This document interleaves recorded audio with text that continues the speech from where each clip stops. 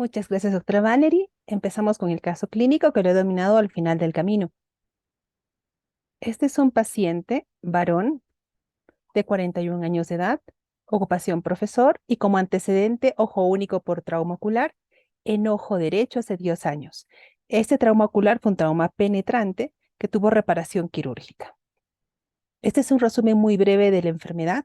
Voy a pasar a detallar a continuación más detalles de lo que el paciente presentó. En el 2009, el trauma ocular que les mencioné, en junio del 2019 fue diagnosticado de desprendimiento de retina, panuveitis granulomatosa de ojo izquierdo, glaucoma uveítico de ojo izquierdo.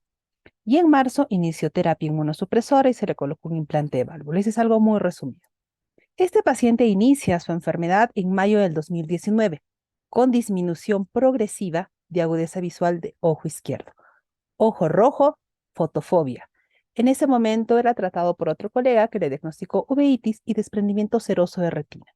Recibió corticoides en gotas, una, una gota cada hora de Prefort y prednisona 50 miligramos vía oral por 2 semanas. Mejoró la agudeza visual, llegó a 20/20, el paciente dejó el tratamiento y días después notó de nuevo disminución de agudeza visual en ojo izquierdo. Recurrió nuevamente al colega y le diagnosticó glaucoma uveítico. Es así que llega a nuestro servicio en junio del 2019.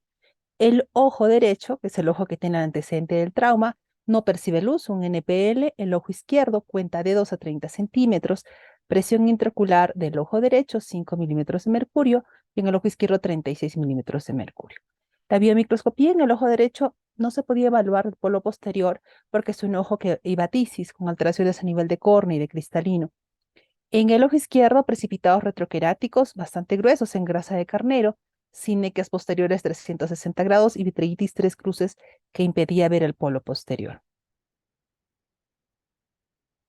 En ese momento nos planteamos varios diagnósticos diferenciales. Hicimos la interconsulta al servicio de retina y al retinólogo, por el desprendimiento de retina que este paciente tenía, planteó el diagnóstico del síndrome de Schwarz-Matsuo.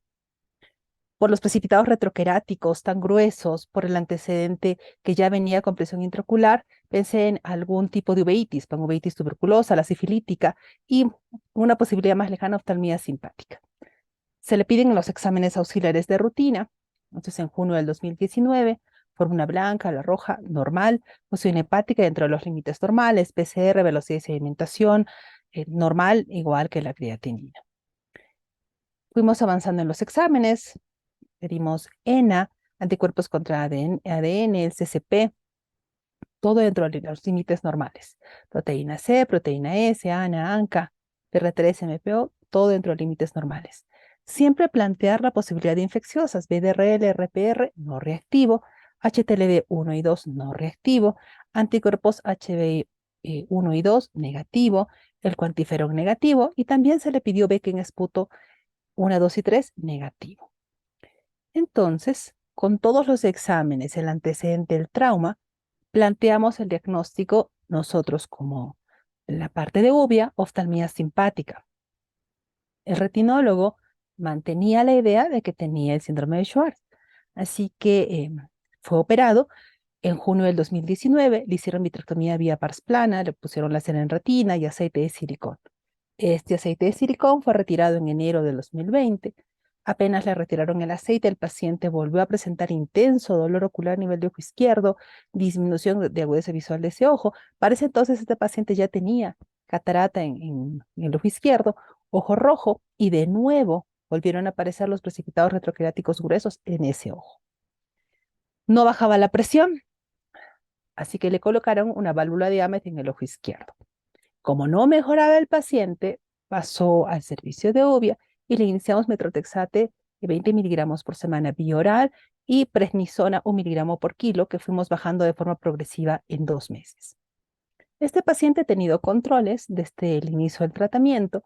Aquí observamos la tomografía con alteración de la estructura a nivel macular, una membrana epirretinal, una neuropatía óptica glaucomatosa terminal, adelgazamiento del grosor a nivel macular.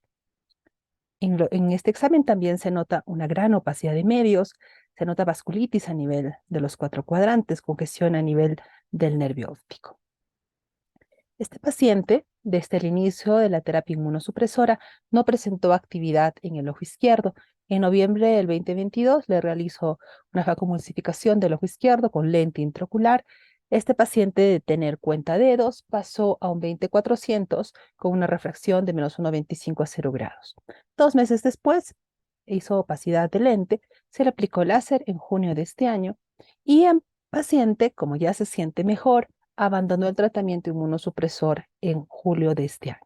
Actualmente el paciente se mantiene con ipromelosa, una gota cada 4 horas en ambos ojos, y Critantec, una gota cada 12 horas en el ojo izquierdo. La evolución clínica hasta el momento es favorable, a pesar de que ha dejado el tratamiento inmunosupresor. Aquí observamos el ojo derecho, que es el ojo con antecedente de trauma. Este es el ojo izquierdo, que es el ojo que operamos de catarata y tuvo el cuadro de oftalmía simpática. Se ve bastante tranquilo, no ha presentado actividad hasta el momento de la cirugía y se mantiene bastante estable con su visión. Entonces, este caso clínico es una oftalmía simpática. ¿Y qué es la oftalmía simpática? Es una panoveitis bilateral, difusa, granulomatosa, después de una lesión penetrante, que puede ser tipo accidental o quirúrgica, y se asocia a lesiones de globo abierto, pero también a cirugía de catarata. Con más frecuencia existen reportes en la literatura de su asociación con cirugía vitreoretiniana, también cirugía de glaucoma, procedimientos ciclodestructivos, resección de melanomas, irradiación con haz de protones e inclusive cirugía de estrabismo. La fisiopatología todavía no está clara. Están involucradas las células T, tanto los CD4 como los CD8. Reaccionan a los antígenos debido al tejido uveal expuesto. También existe una predisposición genética, o los HLA-11, TDB1, el DQB1, el DR4, el DQWT, el DRB53. A nivel experimental, en monos se ha demostrado la presencia del antígeno ocular interfotorreceptor de unión a retinoides y el antígeno S, que desencadenan la reacción inflamatoria muy similar a la oftalmía simpática. Aquí están los criterios de Zoom para diagnosticar la oftalmía simpática. Como criterios, lo principal, tener historia de trauma ocular o también de cirugía ocular unilateral y inflamación ocular, que puede ser bilateral, y si en el ojo incitante no hay visión debido a que fue nucleado, debido a tisis o una opacidad de córnea, se detecta inflamación en el ojo simpatizante. A su vez, tiene que haber evidencia de no solamente una uveitis anterior, de haber cambios a nivel de la cámara anterior o una vitreitis, una panuveitis con alteración a nivel coroideo. ¿En qué caso se excluye? Cuando sale positivo para sífilis, cuando sale positivo a la serología para sífilis o evidencia de sarcoidosis. ¿Cómo se presenta la oftalmía simpática? Los síntomas son visión borrosa, fotofobia, dolor, epífora. ¿Qué signos podemos encontrar? Uveitis granulomatosa con precipitados retroqueráticos en grasa de carnero. Nódulos de Darling-Fuchs que se observan al fondo como fondo de pantalla. Los nódulos de Darling-Fuchs se presentan aproximadamente en 30% de pacientes que hacen oftalmía, no en el 100%. Puede haber vitritis, puede haber papilitis, puede haber vasculitis, puede haber desprendimiento de retina. Este desprendimiento de retina al inicio es un desprendimiento seroso, pero que si el paciente no recibe el tratamiento adecuado puede pasar a ser de tipo traccional. Aquí justamente observamos los desprendimientos serosos de retina, y cuando el paciente recibió tratamiento con corticoides e inmunosupresión, mejoró notablemente. Aquí tenemos otro caso clínico de un paciente con exposición de tejido uveal, con reparación quirúrgica rápida, pero así la reparación fue rápida, manifestó a los 4 meses disminución de agudeza visual y debutó con una oftalmía simpática, recibió tratamiento, pero a pesar de eso se nota alteración a nivel coroideo y estas lesiones numulares en periferia. Aquí observamos otro ojito con desprendimiento seroso de retina y alrededor del nervio óptico. Aquí las lesiones al inicio son hiperfluorescentes y conforme va pasando el tiempo se colecciona a nivel macular las sustancias. A nivel del OCT, que también es importante para el diagnóstico de esta enfermedad, el desprendimiento de retina neurosensorial, lo cual se corrobora con la ecografía de desprendimiento de retina seroso y aumento de grosor de coroides. Aquí observamos otras imágenes con imágenes hiperfluorescentes en fases iniciales y colección de líquido ya en fases finales. De la misma manera que observamos tanto lesiones hipofluorescentes como hiperfluorescentes en fases iniciales y colección de líquido en fases tardías. Cuando tenemos un paciente que probablemente tenga una oftalmía simpática, también tenemos que plantear diagnósticos diferenciales, como bosco llena y herada, sarcoidosis, uveitis sifilítica, uveitis tuberculosa. ¿Qué características clínicas nos van a hacer diferenciar de una oftalmía simpática a un bosco Yanagi? En la oftalmía simpática se presenta en todas las edades. La incidencia global en los pacientes adultos es del 0.19% y en los pacientes pediátricos es 0.39%. Se puede presentar a cualquier edad la oftalmía simpática. Pacientes con bosco lleneyerada entre 20 a 50 años, aunque también existen pacientes pediátricos con BKH. En el caso de los traumatismos penetrantes o traumatismos quirúrgicos, casi siempre se asocia en la oftalmía simpática y está ausente en el bosco Yanagi. Cambios en piel, muy poco comunes en la oftalmía simpática y muy comunes en los pacientes con bosco lleneyerada. Hallazgos a nivel del sistema nervioso central, poco común en la oftalmía simpática y bastante común en el bosco lleneyerada. Alteraciones a nivel auditivo, poco común en la oftalmía simpática y muy común en el bosco lleneyerada. Desprendimiento de retina exudativo, ambos comparten esa característica. Y alteraciones a nivel del líquido cefalorraquídeo, casi siempre es en el bosco lleneyerada. Cuando tenemos un paciente con oftalmía simpática, nos planteamos un algoritmo de tratamiento. Podemos iniciar con pulso de metilprednisolona, 1 gramo por día, por 3 días. En casos severos se puede dar hasta 5 o 7 días. Pasamos a medicación bioral, en este caso prednisona, 1 miligramo por kilo, y vamos descendiendo entre 2 a 3 meses. Simultáneamente tenemos que iniciar un inmunosupresor, tipo azatioprina o mofetil. Si observamos que hay una buena reacción, el paciente mejora agudeza visual, continuamos tanto con la azatioprina como con el mofetil. Siempre existen casos refractarios. En estos casos usamos ciclosporina o ciclofosfamida, que son alquilantes. Si responde, continuamos con este tratamiento. No responde, pasamos a medicamentos biológicos. Tenemos toda esta gama de medicamentos que podemos usar en el tratamiento del paciente con oftalmía simpática, tipo la azatioprina. Pero también tiene efectos secundarios. Suprime la médula, bastante molestia gastrointestinal, puede haber alteración a nivel de hígado e hipersensibilidad.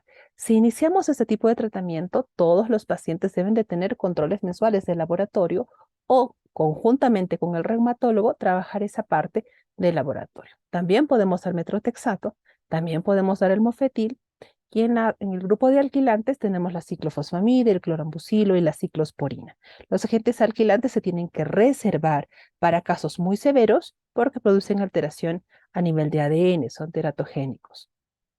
También tenemos los medicamentos biológicos como el infliximab, el adalimumab y el tocilizumab que podemos usarlo en los casos de oftalmía simpática. Aquí tenemos un seguimiento por OCT, un desprendimiento de retina exudativo, cuando el paciente inicia azatioprina y corticoides, progresivamente va mejorando hasta lograr la anatomía de la mácula. Es muy importante el utilizar, por ejemplo, el OCT tipo A. En el OCT tipo A, aquí observamos estas zonas, que son zonas de isquemia. Pero conforme vamos usando el tratamiento, esas zonas se van llenando y la mácula toma su estructura normal. ¿Podemos prevenir la oftalmía simpática? Sí. Si tenemos un paciente con un trauma ocular, con exposición uveal, lo más antes posible reparar esa lesión. Y si vemos que este ojo lesionado ya es imposible repararlo, tenemos que extirparlo. Una evisceración, inclusive recomiendan una enucleación debido a que al eviscerar va a quedar tejido y eso puede ser antígenos para que el cuerpo reaccione contra ellos. Y controlar la inflamación lo más pronto posible. El pronóstico es bueno siempre y cuando el tratamiento sea agresivo. Podemos lograr una agudeza visual 20-40 o mejor. Pero la naturaleza recurrente de la enfermedad y las complicaciones, como en el caso de mi paciente, pueden derivar a mayores desafíos en el tratamiento. Eso es todo lo que les quería compartir el día de hoy. Muchas gracias. Muchas gracias, doctora. Invitamos a todos los participantes, por favor, que hagan sus preguntas a través del chat o si tuvieran algún caso que ellos quieran también comentar sobre algunos pacientes que hayan tenido de esta enfermedad. Yo tengo una pregunta, doctora. De todo lo que nos relató en su caso clínico, ¿qué momentos piensa usted que hubieran sido o que son los momentos clave que hubiera, si hubiera habido otro manejo, hubieran sido determinantes para tener finalmente una mejor agudeza visual? Por ejemplo, en el momento del diagnóstico, del tratamiento. En el momento inicial, o sea, cuando un paciente nos llega a la consulta con una panuveitis granulomatosa y antecedente de trauma, como primer diagnóstico tenemos que considerar la oftalmía simpática. No simplemente colocar uveitis, porque uveitis el paciente se trató 2 semanas con corticoide vía oral, con gotas y mejoró, pero vemos que no es el algoritmo que debemos usar con estos pacientes. Se debió haber iniciado de inmediato inmunosupresión y probablemente hubiéramos evitado que ese paciente tenga un 20/400 de visión. Claro, como usted mencionó en el algoritmo, es muy importante el ojo único que les queda a estos pacientes. Entonces, sí tenemos que ir con todo. Entonces, el inicio es metilprednisolona en pulsos. Justamente comentábamos previamente que sería importante que si es que a veces los colegas no podemos iniciar esta metilprednisolona, refiramos a los pacientes de manera pronta y tal vez en ese momento, si es que hacemos una coordinación con otro colega, por ejemplo con la doctora Berioska, no iniciarle aún la prednisona oral y de esa manera 2 semanas y suspenderlo, porque así enmascaramos muchos cuadros y después perdemos una ventana terapéutica muy importante. Así es. Cuanto más antes iniciemos, vamos a tener menos complicaciones. Probablemente este paciente hubiera tenido un pronóstico distinto si el comportamiento hubiera sido agresivo desde el inicio. Y sobre la cirugía de vitrectomía posterior que hubo, ¿era recomendable? ¿Era mejor haber iniciado previamente los inmunomoduladores y esperar un tiempo prudente? Yo personalmente hubiera esperado, pero Retina insistía con cirugía y el paciente decidió hacerse la vitrectomía. Mi idea era iniciar pulsos de metil, iniciar inmunosupresión, pero al final el paciente terminó en retina, pero cuando no fueron bien las cosas, regresó a uvea. Y actualmente está estable el paciente con el tratamiento. Así haya abandonado hace un mes, pero se mantiene bastante estable. ¿Tiempo es el recomendable que estos pacientes tengan de tratamiento? Y posterior a que lo suspendan, más o menos, ¿qué tiempo siguen haciendo efecto estos inmunomoduladores como para que sepamos en qué momento podría reactivarse la enfermedad? Así como los inmunosupresores demoran en actuar, pueden demorar entre 2, 3, hasta más de 4 semanas, el efecto cuando dejamos de usar también tiene algún tiempo, pero no es duradero, no va a durar 3, 4 meses. Entonces, el paciente sabe que si hay cualquier signo de alarma, tiene que recurrir y probablemente tenemos que reiniciar ese tratamiento inmunosupresor. Claro, el problema también a veces de suspenderlo pronto y que se reactive la enfermedad es que después no van a responder adecuadamente a la terapia previa. Probablemente este paciente ya no responda bien al metrotexate oral o subcutáneo. Después ya se hacen un poco más complicadas las cosas, va a necesitar ciclofosfamida y posteriormente terapia biológica, que sabemos que el costo es muy alto, ¿no? Así es. Entonces, también por eso es importante a veces no suspender ese tratamiento. Usualmente, en general, en todas las uveitis se ha visto que la evidencia señala 2 años al menos de inactividad total para poder pensar en ir disminuyendo la dosis y en algún momento retirar, ¿no? La terapia inmunomoduladora. Así es. Si alguno de los colegas tuviera algún caso, alguna pregunta, o si la doctora Amelia o el doctor Iván quisieran hacer algún comentario, preguntas. Yo quisiera hacer algún comentario sobre la cirugía de retina en estos casos, ¿cierto? Saber que esto es un problema inflamatorio y que el desprendimiento de retina es no regmatógeno. Eso lo deben tener muy claro todos los colegas que reciban estos casos. Y no solo en oftalmía simpática, sino también en bosco y agarada, como lo ha dicho la doctora. Yo he visto una paciente de 22 años de sexo femenino que tuvo bosco y agarada y fue sometida a cirugía de retina de uno de los ojos y el otro ojo todavía tenía visión, no estaba tan comprometido y terminó en tisis bulbi. Ya llegó a mí cuando se desprendió totalmente el segundo ojo y la visión era movimiento de manos. Entonces, lo que debe quedar claro es que un proceso inflamatorio primero debe ser tratado, ¿cierto?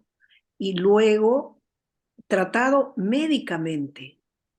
¿Por qué? Porque ya nos explicó la doctora esto, la inmunología, la evolución de esta patología. El hecho de hacer cirugía, yo pienso que hay más trauma y hay más compromiso de la visión. Esa paciente quedó en tisis bulbi. Yo admiro este caso porque de todas maneras terminó en 20/400. Probablemente, si se le daba tratamiento sistémico, hubiera terminado en mejor visión. Ahora, mi pregunta para la doctora Berioska sería si lo está controlando actualmente, si ha hecho recidivas, porque cuando no se coge el tiempo de ventana, las recidivas son frecuentes y muchas veces los inmunosupresores ya no son solo metotrexate, azatioprina, ya uno tiene que migrar a la ciclofosfamida o a otros. ¿Y qué nos podría comentar de la evolución de su paciente?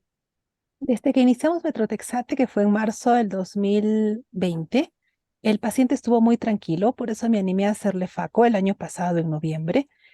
A pesar de la FACO que fue un poco accidentada por todas las sinequias y por todo lo que sabemos que conlleva operar a un paciente con catarata uveítica, no me reactivó la enfermedad. Saber que también un paciente con uveitis tengo que prepararlo por lo menos 3 o 5 días antes con corticoides vía oral, 1 mg/kg, ir descendiendo de forma progresiva, no me hizo ninguna recidiva hasta este momento. Y el paciente lo que me dijo es que se cansó ya de tomar las pastillas, que él se siente bien y que quiere dejar el tratamiento. Se le indicó que eso no puede hacer porque puede haber recidivas y ese 20/400 convertirse en NPL, como es el otro ojo, pero el paciente, bueno, decidió dejar el tratamiento, pero sabe que si tiene disminución de visión, si el ojo se le pone rojo, de inmediato tiene que contactarse sabiendo a lo que puede pasar de forma posterior. Como usted dice, ya no va a ser suficiente lo que el paciente estaba recibiendo. Probablemente tenemos que usar otro tipo de terapia si es que él tiene una recidiva. Como dicen ustedes bien, es muy importante la comunicación entre las subespecialidades de oftalmología y bueno, también con otras especialidades, ¿no? En este caso, medicina interna o reumatología para poder seguir con este tratamiento. Y que a veces el paciente tiene temor de usar estos medicamentos porque algún familiar le dijo que se usa en cáncer y piensan que esto es cáncer, lo cual no es. Entonces, por ahí, para que nos podamos apoyar entre las diferentes subespecialidades, ¿no? Y nuevamente, referir a estos pacientes a tiempo. Estamos a distancia de una llamada siempre como para escucharlos y poder dar algunas recomendaciones. ¿Y cuál sería la opinión y no sé si hay alguna revisión sobre el uso del implante de dexametasona?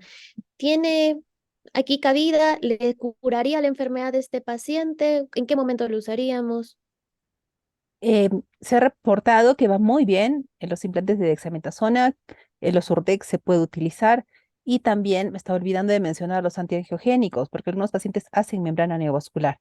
Se los Urdex sí. ¿En qué momento lo podría dar? Cuando veo que mi paciente, hay pacientes que no toleran, por ejemplo, los corticoides vía oral, en ese caso podría poner un Osurdex, pero no descuidando también la inmunosupresión. Pero sí, sí está en el algoritmo de tratamiento que me olvidé mencionarlo. Claro. Pero como usted dice, no quita que demos también la terapia inmunomoduladora. Pero sí, nos podemos apoyar como que es un arma más que tenemos para estos pacientes. Así es. Si alguien más tuviera un comentario, alguna pregunta. Doctora, ¿y cómo manejó usted o su grupo la presión intraocular? Porque también el uso de corticoides por mucho tiempo puede dar presiones altas. En alguna parte dijo, creo, fue sometido a cirugía filtrante o a cirugía con válvula. Sí. Tiene válvula, pero no controla adecuadamente la presión, por eso actualmente está con Critantec. Y con Critantec logra presiones bastante adecuadas. Muy bien, tenemos una pregunta de la doctora Gabriela Canahualpa y también tenemos una intervención del doctor Carlos Siberio. Le doy pase al doctor Siberio y luego continuamos con la pregunta de la doctora Gabriela. Gracias, doctora Escuña. Buenas noches. Felicitaciones, doctora Manzaneda, por su excelente caso, muy interesante. Solamente quería comentar que hemos visto casos de oftalmía simpática en pacientes con cirugías también, por ejemplo, vitrectomías, ¿no? Hay pacientes que se hacen una, dos vitrectomías, y ya eso es un trauma ocular. Entonces, que puede generar una oftalmía simpática. Entonces, a veces podríamos pensar que solamente se ven casos de trauma ocular al globo abierto por accidentes, pero siempre que haya habido cirugía en el otro ojo donde se haya tocado la uvea, puede ser incluso una cirugía de catarata con un poco de exposición uveal y vitrectomía, sobre todo, es que hemos visto casos, ¿no? De oftalmía simpática y hay que considerarlo siempre, ¿no? Este, bueno, efectivamente el síndrome de Schwartz que le diagnosticó el retinólogo se ve en desprendimiento de retina regmatógenos, ¿no? Que pueden generar una reacción inflamatoria con presión alta, pero tiene que ser regmatógeno, en este caso era seroso, ¿no? Entonces, bueno, ya fue hecho, pero este, hay que considerar eso, ¿no? Si es seroso, es inflamatorio. La cirugía no va a tener ningún efecto porque la fisiopatología es una exudación detrás de la retina, ¿no? La vitrectomía no le va a solucionar el problema, menos a un paciente con inflamación. Bueno, igual, nuevamente felicitaciones y gracias por el pase, doctora Ascuña. Muchas gracias, doctor Siberio. Entonces, procedo con la pregunta, doctora Berioska. La doctora Gabriela nos pregunta, en el caso del tratamiento pre y postfaco del paciente, ¿fue necesario el uso de corticoides perivulvar?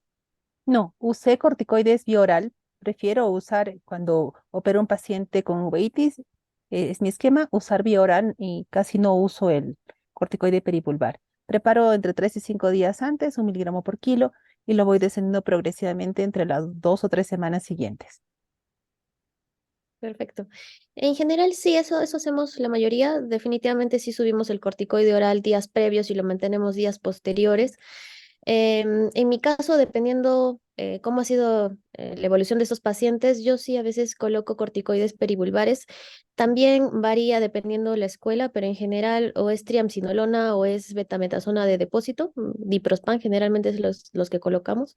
Si fuera triamcinolona, idealmente el Kenacor, que viene en cierta concentración especial. Y es muy importante también ver el tema del corticosteroide tópico. En esos pacientes sí tenemos que darlos muy, muy frecuente. No sé si nos puede comentar un poquito sobre el corticoide tópico y qué tenemos que evaluar en los días posteriores y cada cuánto tenemos que controlar estos pacientes. Este tipo de pacientes prefiero iniciar la marca Spread Forte a una gota cada hora y vi que este paciente no me hizo actividad y fui descendiendo de forma progresiva. Recordar que este paciente controla la presión con Critantec a pesar de tener válvula.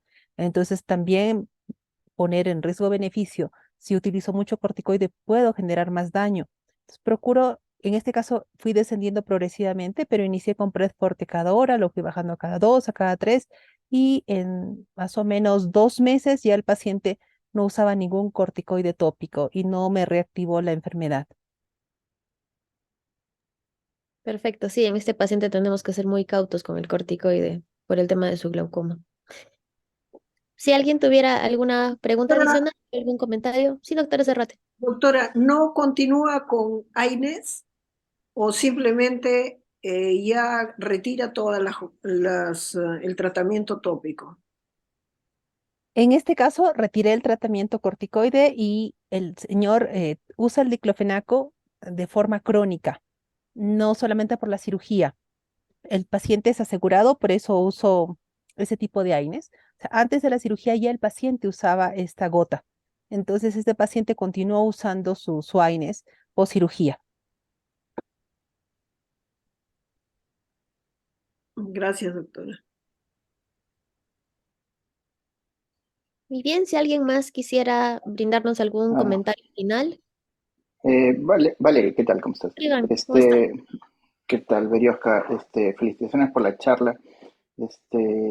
Bueno, yo también, complementando lo que dijo Carlos, yo tenía un par de casos por ahí de oftalmía simpática, post-vitrectomía, pero sobre todo las cirugías de vitrectomía a repetición, o sea, esos pacientes que le operan de retina, se vuelve a desprender, lo volvemos a operar, se vuelve a desprender, a desprender y tenemos cirugías de retina a repetición. De hecho, en algún momento por ahí, en algunas series ponían a las cirugías vitreoretinales como un alto riesgo de oftalmía simpática. Entonces, tener en cuenta eso, sobre todo los que operan retina, pues tener en cuenta que muchas veces ya, a veces, como decía mi amigo Manuel Illa, a veces es resucitar a Lázaro, ¿no? Entonces es un poco más complicado valorar si es que un desprendimiento de retina pues vale la pena operarlo tantas veces, ¿no? Eso, básicamente. Y después también, bueno, fue aparte también un tema para nosotros. Por ahí tuve un par de casos al revés, ¿no? Que tenían diagnóstico de vitritis o uveitis de larga data, por ahí tratado con diagnóstico de tuberculosis y todo eso. Y al final terminaron siendo desprendimientos de retina reumatógenos antiguos, ¿no? Que al operarlos, se solucionó todo, ¿no? Todo su cuadro, ¿no? Entonces, recordar que a veces los desprendimientos de retina, a veces reumatógenos también simulan vitreitis, ¿no? Por ahí, sin llegar a ser un síndrome de Schwartz con todo el cuadro florido, pues también nos pueden dar cierto grado de inflamación, ¿no? Entonces, básicamente eso era, Valerie. Nuevamente, Berioska, felicitaciones por tu charla. Gracias, doctor. Muchas gracias, doctor. ¿Alguien más si deseara dar algún comentario? Si no, para dar pase a la doctora Serrate y a la doctora Berioska para que puedan despedirse.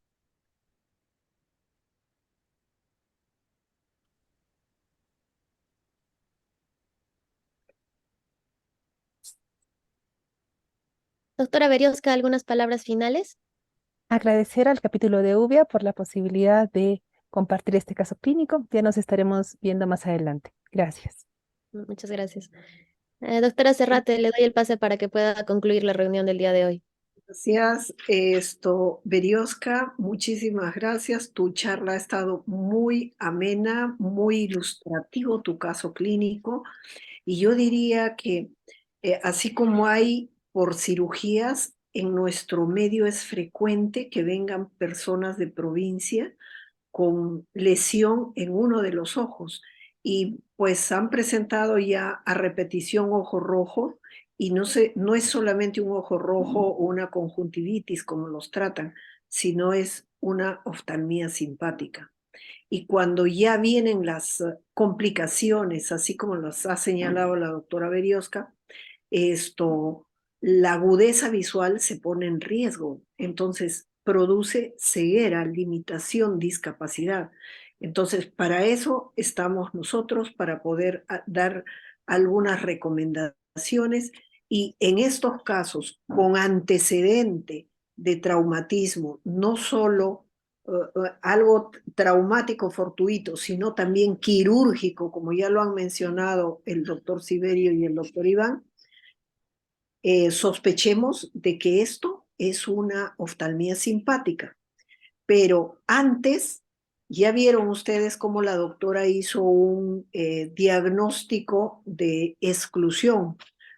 Hizo exámenes para diferentes tipos de uveitis, incluyendo las infecciosas que son comunes en nuestro medio. Nosotros hemos visto desprendimiento de retina en sífilis y desprendimiento de retina bilateral, que de inicio pensamos en un bosco y en agarada, pero no era. Entonces hay que darnos ese tiempo para hacer un diagnóstico diferencial. Y el otro mensaje sería, tratemos nuestros pacientes con otras especialidades. ¿no? Con los que manejan la clínica, por ejemplo, los inmunólogos, los que hacen reumatología, que manejan muy bien estos medicamentos y es de gran ayuda. Finalmente, agradecerles a los 49 participantes a nuestra charla y yo creo que ha sido un gusto compartir, doctora Berioska, este caso tan interesante que usted lo ha manejado. Gracias, doctora Berioska. Gracias, Valerie, por por tus preguntas, por tu presentación muy importante para nuestro grupo. Muchas gracias, gracias a todos y será hasta el próximo mes para nuestra nueva charla. Buenas Muchas noches. gracias a todos los asistentes. Gracias, doctora Berioska. Gracias, doctora Serrate. Damos por finalizada la Gracias, charla de hoy. Carlita. Gracias por su asistencia. Yo por ahí a la doctora Betty Yáñez, a la doctora Campos, muchas gracias. A la doctora Marita. Gracias a todos. Gracias, Carlitos.